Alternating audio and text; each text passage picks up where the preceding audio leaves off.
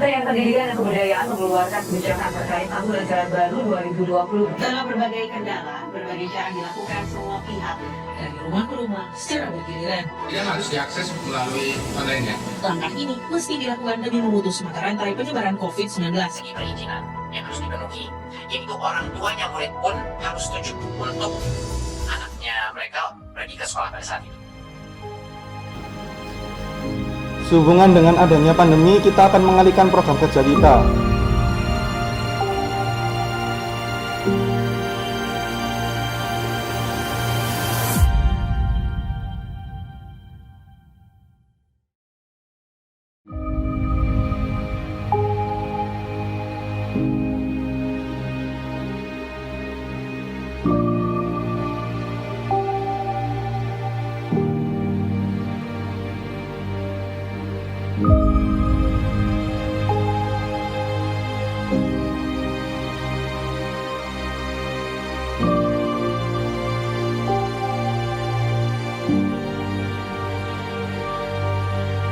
Thank you.